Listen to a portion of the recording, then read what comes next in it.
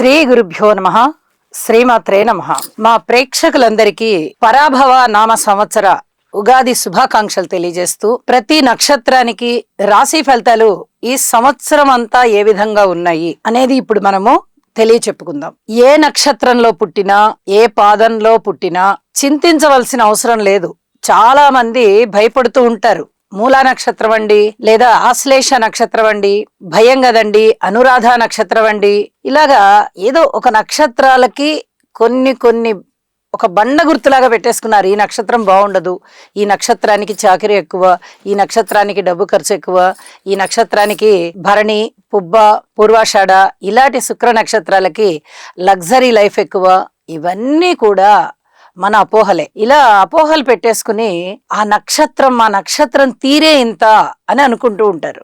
ఏమీ కాదు. ఒక నక్షత్రము వ్యక్తి యొక్క గుణగణాలని చెప్తుంది. అది కూడా మిగతా గ్రహాల యొక్క ప్రభావం ఎలా ఉందో వాటిని బట్టి కూడా ఈ గుణగణాలు మారిపోతుంటాయి. వ్యక్తివి ఖచ్చితంగా ఇలాగే ఉంటాయి అని చెప్పడానికి రాదు. ఒక నక్షత్రానికి గాని, ఒక గ్రహానికి గాని కొన్ని వందల కారకత్వాలు ఉంటాయి. అన్ని ప్రింట్ కొట్టినట్టు ఒకేలాగా ఉండవు. అందరికి కొన్ని కలుస్తాయి.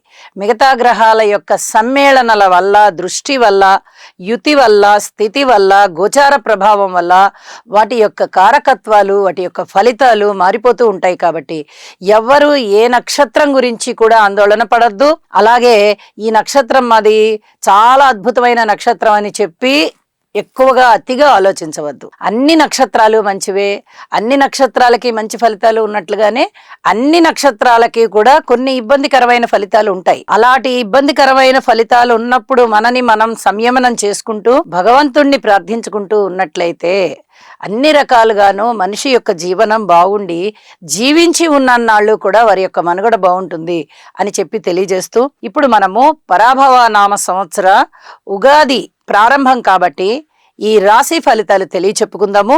ముందుగా గ్రహస్థితులు. 19వ తారీఖు మార్చి రోజున మనకి ఉగాది ప్రారంభమవుతోంది. అంటే శుక్లపక్ష పాడ్యమి అన్నమాట. ఆ రోజు నుంచి మళ్ళీ తిరిగి సంవత్సరం అయ్యే వరకు, అంటే ఫాల్గుణ బహుళ అమావాస్య రోజు వరకు కూడా సంవత్సర కాలంగా మనము ట్రీట్ చేస్తూ ఉంటాం. కాబట్టి ఈ సంవత్సర కాలానికి సంబంధించి గురువుగారు ఎలా ఉన్నారు, శనిగారు ఎలా ఉన్నారు, రాహుకేతువులు ఎలా ఉన్నారు అనేది చాలా ప్రధానంగా మనము పరిగణనలోనికి తీసుకుంటాం. అంటే మిగతా గ్రహాలను కూడా పరిగణనలోనికి తీసుకుంటాము. కానీ సంవత్సర ఫలితాలు చెప్పేటప్పుడు దీర్ఘకాల సంచార గ్రహాలని ఎక్కువగా పరిగణనలోనికి తీసుకోవడం జరుగుతుందన్నమాట. కాబట్టి ముందర ఈ గ్రహస్థితులు ఎలా ఉన్నాయి అనేది తెలియచెప్పుకుందాం. గురువు గారి యొక్క స్థితి మిథున రాశిలో సంచారం 19 మార్చి 2026 నుంచి మనము గ్రహస్థితులు తెలియజెప్పుకుంటున్నాం. అలాగే శని గారి యొక్క స్థితి మీనరాశిలో ఉంది, రాహు గారి యొక్క స్థితి కుంభరాశిలో ఉంది. సమసప్తకాలలో ఉంటారు కాబట్టి వీళ్ళిద్దరూ కూడా కేతువు గారి యొక్క స్థితి సంచారము సింహరాశిలో ఉంది. ఇక మే 20 అంటే సుమారు నెలలు తీసుకున్నాం మనము.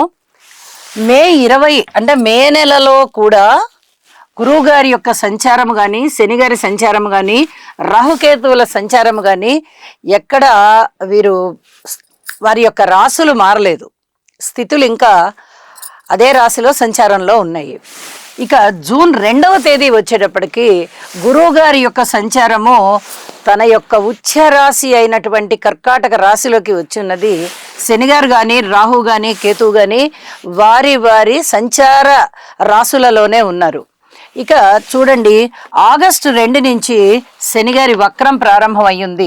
ఎప్పటి వరకు? డిసెంబర్ 2వ తేదీ వరకు. అలాగే నవంబర్ 1వ తేదీన గురువు గారి యొక్క స్థితి సంచారము కర్కాటక రాశి నుంచి మళ్ళీ సింహరాశిలోకి వచ్చి ఉన్నది. ఇక రాహుకేతువుల స్థితులు ఇంకా మారలేదు. శనిగారి యొక్క వక్రము జరుగుతూ ఉంది. ఆగస్టు 2 నుంచే శనిగారి యొక్క వక్రం ఉంది కాబట్టి ఈ నవంబర్ 1వ తేదీన కూడా శనిగారి వక్రం జరుగుతుంది. ఇక డిసెంబర్ 8వ తేదీన రాహు కేతువులు ఇద్దరు మారారు. శనిగారి వక్రం నడుస్తూ ఉంది. గురువు గారి యొక్క సంచారము కర్కాటక రాశి నుంచి సింహరాశిలోకి వచ్చి ఉండి అతిచారంతో ఇది సింహరాశిలోనే నడుస్తూ ఉన్నారైనా. ఇక రాహు గారి స్థితి సంచారము మకర రాశిలోకి వచ్చినది. కేతువు గారి సంచారము కర్కాటక రాశిలోకి వచ్చి ఉన్నది. ఇలా ఎన్నాళ్ళు అంటే ఇప్పుడు దగ్గర నుంచి ఇంకా 1.5 సంవత్సరాల కాలం రాహుకేతువుల యొక్క సంచారము మారబోవడం లేదు. ఇక డిసెంబర్ 8వ తేదీన శనిగారి వక్రము తీరిపోయింది. ఎందువల్ల? డిసెంబర్ 2 వరకే కాబట్టి శనిగారి వక్రము. శనిగారు మళ్ళీ రుజు మార్గంలోకి వచ్చేసి ఉన్నారు. గురువు గారి యొక్క స్థితి సంచారము కర్కాటక రాశి నుంచి వచ్చి ఉన్న సింహరాశిలోకి అదే సంచారం జరుగుతుంది.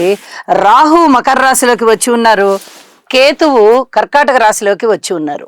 ఇక ఈ సంచార కాలాలు రాహుకేతువులవి 1.5 సంవత్సరాల కాలం ఉంటాయి. కాబట్టి ఇక వీరి గురించి మనము ఎక్కువ ఆలోచించనవసరం లేదు.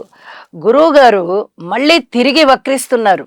డిసెంబర్ 23న వక్రించిన వారు జనవరి 26 వరకు కర్కాటక రాశిలోకి వెళ్ళిపోతున్నారు. అక్కడి వరకు వక్రించి ఉండి మళ్ళీ తిరిగి కర్కాటక రాశిలోకి వెళ్ళిపోయి ఇక ఏప్రిల్ 7వ తేదీన తిరిగి ప్లవంగ నామ సంవత్సరం వచ్చేంత వరకు కూడా గురువుగారి యొక్క సంచారము కర్కాటక రాశిలోనే ఉన్నది. గ్రహస్థితులు ఈ విధంగా ఉండగా ఒక విశేషం ఏమిటి అంటే గురువుగారి యొక్క స్థితి సంచారము 3 సార్లు మారుతోంది. ఇది చెప్పదగినటువంటి సూచన అన్నమాట. ఫస్ట్ మిథున రాశిలో ఉన్నారు, తర్వాత కర్కాటక రాశిలోకి వెళ్ళారు, తరువాత మళ్ళీ సింహరాశిలోకి వచ్చి వక్రించి మళ్ళీ కర్కాటక రాశిలోకి వెళ్ళారు. అంటే 3 సార్లు మారారు. 4వసారి తిరిగి వారు మళ్ళీ యథాస్థానం తన యొక్క ఉచ్చులోకి వెళ్ళారు. ఈ విధంగా గురువుగారు 3-4 సార్లు మారి ఉన్నారు కాబట్టి చాలా మార్పులు ఉంటాయి ప్రతి వారికి. గురువుగారి యొక్క ఉచ్చక్షేత్రమైన కర్కాటక రాశిలో వారి యొక్క సంచారం ఉంటుంది కాబట్టి ఎక్కువ కాలం చాలా అద్భుతమైన ఫలితాలు ఇస్తారు. మిత్రక్షేత్రాలలో గాని స్వక్షేత్రంలో గాని గురువు అనేవారు చాలా పెద్ద శుభగ్రహం. ఇంత పెద్ద శుభగ్రహము ఆయన యొక్క ఉచ్చ రాశిలోకి వస్తున్నారంటే అడిగిన వారికి అడగని వారికి కూడా కోరికలు తీర్చేస్తారు. అవి ధర్మబద్ధమైన కోరికలు అయి ఉండాలి. ఇది మనం బాగా గుర్తుపెట్టుకొని ఎవరికైనా జాతకంలో గనక కాస్త గుణదోషాలు చాలా మందికి ఉంటాయి. అందరికీ అద్భుతంగానే ఉంటుందని చెప్పలేము. గుణదోషాలు ఉన్నట్టయితే గురునామస్మరణ చేయడము, అలాగే గురువు గారికి స్తోత్రాలు చేసుకోవడము, గురు సేవ చేయడము, ఆశ్రమాలకి సేవ చేయడము, ఇలాంటివి గనక చేసుకున్నట్టయితే జాతక దోషాలన్నీ తగ్గిపోతాయి అని చెప్తూ ఇక రాశి ఫలితాల్లోకి వెళ్దాము. ముందుగా మేషరాశి వారికి సంవత్సరం పొడుగుతా కూడా ఖర్చులు ఎక్కువగా ఉన్నాయి. ఇది బాగా గుర్తుపెట్టుకోవాల్సినటువంటి పరిస్థితి. ఎందువల్ల? శనిగారు వ్యయస్థానంలో ఉన్నారు.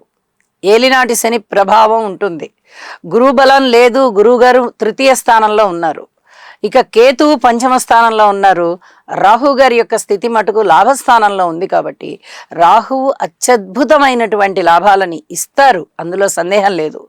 కాబట్టి పైగా ఆయన మిత్రక్షేత్రంలో ఉన్నారు కాబట్టి మేషరాశి వారికి ఆదాయానికి లోటు ఉండదు.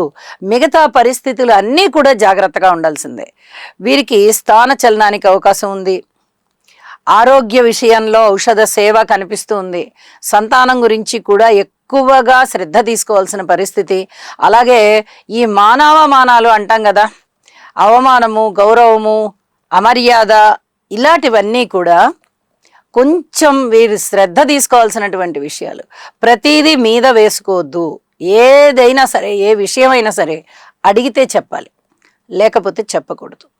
మన నిర్ణయాలు వరకు మనము 10 మందితో ముఖ్యమైన వాళ్ళు ఎవరుంటారో వారిని కలిసి సంభాషించుకొని వాళ్ళతో విచారించుకొని వాళ్ళ యొక్క ఆలోచనలని మీరు తీసుకుని అప్పుడు మీరు నిర్ణయాలు తీసుకోవాలి. ఎందువల్ల? గురుబలము లేదు, శనిగారి బలము లేదు, కేతు బలము లేదు. ఒక్క ధనము వచ్చే విషయంలోనే రాహు గారి బలం ఉంది. అలాంటప్పుడు ఏ విషయంలో అయినా కూడా తప్పుడు నిర్ణయాలు తీసుకోవడానికి అవకాశం ఉంటుంది. పెద్దల యొక్క అభిప్రాయాలు మీరు తీసుకోకపోయినట్లయితే మీ యొక్క నిర్ణయాలు చాలా ఇబ్బందికరంగా ఉండేటట్టుగా ఉంటాయి. అలాగే కుటుంబ జీవితంలో కానీ, అన్నదమ్ములతో కానీ, విద్య విషయంలో కానీ, సంతాన విషయంలో కానీ, ఆరోగ్య విషయంలో కానీ, భార్యాభర్తల అనుబంధం విషయంలో కానీ దూర ప్రాంత ప్రయాణాల విషయంలో కానీ, ధనము ఖర్చు విషయంలో కానీ, ఏదైనా పెట్టుబడులు పెడదామా, లేకపోతే ఇంకా వేరే ఏదైనా ఇన్వెస్ట్ చేద్దామా, అప్పటికప్పుడు వచ్చే లాభాల విషయంలో కానీ, ఉద్యోగ జీవితంలో కానీ, ఏ విషయాన్నైనా తీసుకోండి, పూర్తిగా అప్రమత్తంగా ఉండాలి.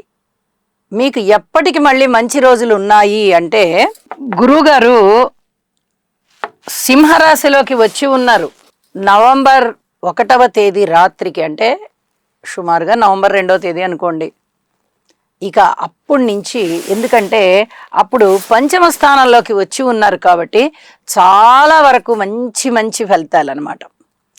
ఎటువంటి ఫలితాలు? తన నవమ దృష్టి చేత చూస్తూ ఉంటారు కాబట్టి రాశిని గౌరవం పెరుగుతుంది, కీర్తి పెరుగుతుంది, ధనము పెరుగుతుంది, ఏలినాటి శని ప్రభావం తగ్గుతుంది, ఔషధ సేవ తగ్గుతుంది, ప్రమోషన్స్ వస్తాయి, ఉద్యోగ జీవితం బాగుంటుంది, చాలా వరకు ప్రశాంత జీవితం ఉంటుంది.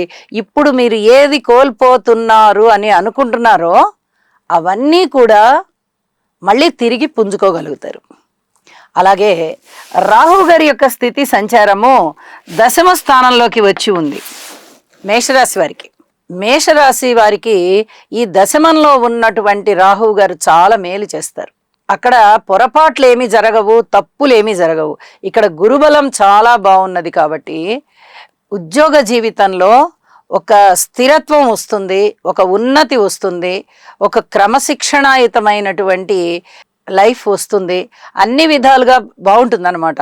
అంటే అప్పటి వరకు కోల్పోయి ఉన్నారు మీరు, ఒక్క రాహు బలం వల్లనే మీరు నడిపిస్తున్నారు బండిని. ఇప్పుడు గురువుగారి బలం తోడవుతోంది కాబట్టి రాహు గారు మారి ఉన్నప్పటికీ కూడా ఆయన 10మ స్థానంలో ఉంటారు కాబట్టి అడ్మినిస్ట్రేషన్ కెపాసిటీ చాలా బాగా పెరుగుతుంది. అప్పటి వరకు మాట వినని వాళ్ళు కూడా ఖచ్చితంగా మాట వింటారు. ఏలినాటి శని ప్రభావానికి మీరు పరిష్కారం చేసుకోండి.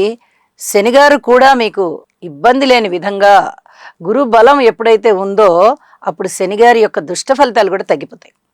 కాబట్టి మీరు ఈ లోపల చక్కగా ఈ శనిగ్రహానికి సంబంధించిన స్తోత్రపారాయణాలు చదువుకోవడము, 3 నెలలకి 4 నెలలకి ఒకసారి తైలాభిషేకం చేసుకోవడము చాలా చాలా మంచిది అని చెప్పి తెలియచేస్తూ ఉన్నాను.